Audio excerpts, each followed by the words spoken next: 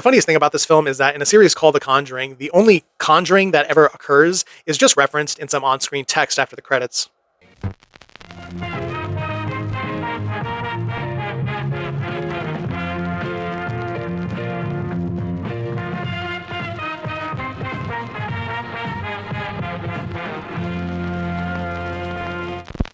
The reason the Conjuring franchise really resonates with me is that there's clearly a lot of care and earnestness in the way that they portray Ed and Lorraine Warren. They're so effortlessly endearing and beautifully performed by Vera Farmiga and Patrick Wilson.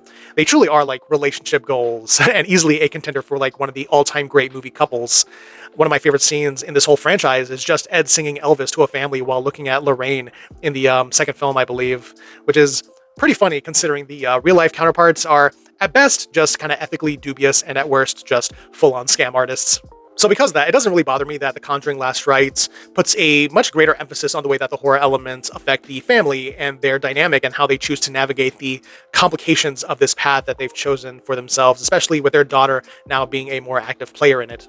James Wan isn't behind the camera here. It is Michael Chaves returning after doing the last installment, and I think he's refined his craftsmanship significantly since the previous film. I think the scares here are really well constructed and full of tension and dread. I don't really get scared by movies anymore. I haven't been for a long time, but I love seeing how the scares are designed.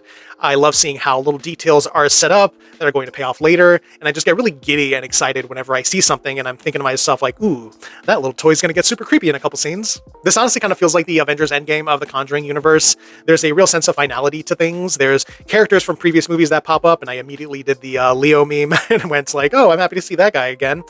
Kind of strange to throw that sort of emotional swing into a horror franchise film, but that's kind of what makes these movies so fun to begin with.